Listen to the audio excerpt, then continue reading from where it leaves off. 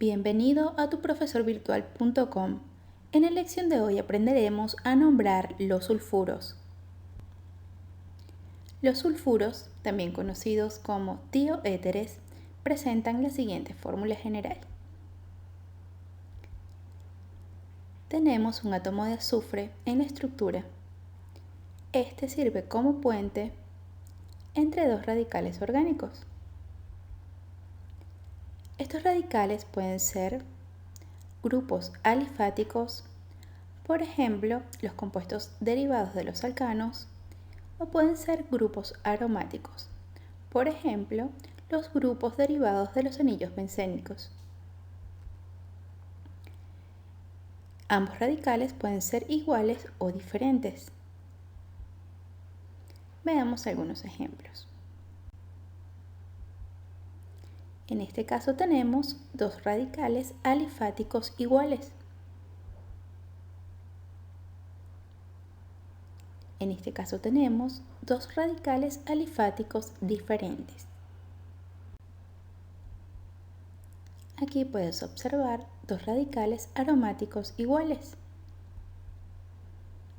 Y en este caso, dos radicales aromáticos diferentes. En ambos casos, la fórmula general se debe presentar como ArSAr, donde Ar representa el radical aromático. También podemos tener un radical aromático y un radical alifático, quedando la fórmula general de esta manera. Para nombrar los sulfuros, primero debemos identificar los radicales.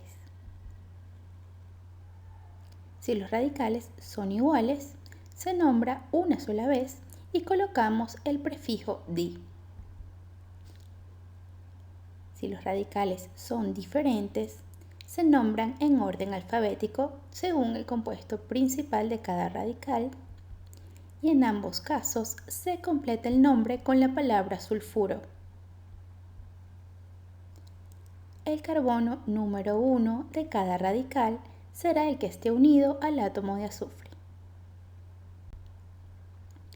Veamos estos casos a través de ejemplos. Cuando tenemos dos radicales alifáticos iguales, si enumeramos la parte izquierda de esta molécula, comenzamos por el átomo de carbono que está unido al azufre. Vemos que tenemos una cadena de dos átomos de carbono.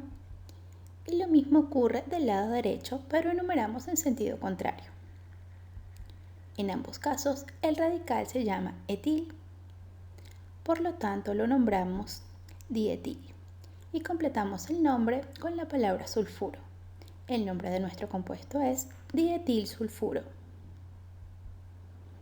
Ahora veamos el caso donde tenemos dos radicales alifáticos diferentes. Nuevamente tenemos del lado izquierdo el radical etil. Del lado derecho tenemos un ciclo de 5 átomos de carbono. Este debe ser enumerado comenzando por el átomo de carbono que está unido al átomo de azufre. Y continuamos en la dirección donde tenemos cerca un sustituyente. De esta manera queda el sustituyente metil enlazado en el carbono número 3. El nombre de nuestro radical es entonces 3-metil-ciclopentil. Debemos ordenarlos alfabéticamente. Ciclopentil es el radical principal del lado derecho. Este estará en orden alfabético primero que el etil. Entonces, el nombre de nuestro compuesto sería 3-metil-ciclopentil etilsulfuro. Cuando tenemos dos radicales aromáticos iguales, en este caso tenemos de ambos lados el radical fenil, nombramos difenil y completamos con sulfuro. El nombre de este compuesto es difenilsulfuro. Y si tenemos dos radicales aromáticos diferentes, en este caso tenemos del lado izquierdo el radical fenil y del lado derecho observamos dos anillos similares al grupo fenil pero están fusionados. Este radical se conoce como naftil.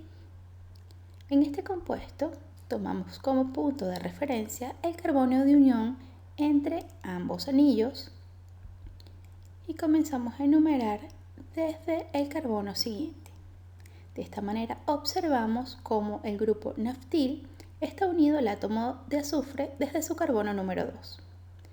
Su nombre sería 2-naftil. También se conoce como beta-naftil. Alfabéticamente, primero está el fenil y después el naftil. Así que nuestro compuesto se llamaría fenil 2-naftil sulfuro. También se puede llamar fenil beta-naftil sulfuro. Si tenemos un radical aromático y un alifático, se procede de la misma forma. Se identifica cada radical, se ordenan alfabéticamente y completamos con la palabra sulfuro. En este caso tenemos el fenil del lado izquierdo y del lado derecho tenemos una cadena de 2 átomos de carbono con un sustituyente metil en el carbono número 1. El nombre sería 1-metil-etil. Este también se conoce como isopropil. Podemos usar este nombre y lo ordenamos alfabéticamente y nuestro compuesto se llamaría fenil isopropil sulfuro. Entonces, teniendo en mente la fórmula general de nuestros sulfuros, recordemos que además de radicales alifáticos también podríamos tener radicales aromáticos. Es preciso señalar que en estos radicales pueden estar presentes halógenos como el flúor, cloro, bromo y yodo y el grupo nitro. Estos serían sustituyentes. También se pueden presentar enlaces múltiples, es decir, enlaces dobles o enlaces triples. Ya que el grupo sulfuro tiene mayor prioridad que los enlaces dobles y los enlaces triples, estos también se considerarán como sustituyentes. Veremos más sobre esto en la lección de compuestos orgánicos polifuncionales. Hemos llegado al fin de la lección. Te invito a aprender más en la lección de ejercicios del tema. Hasta una próxima lección en tuprofesorvirtual.com.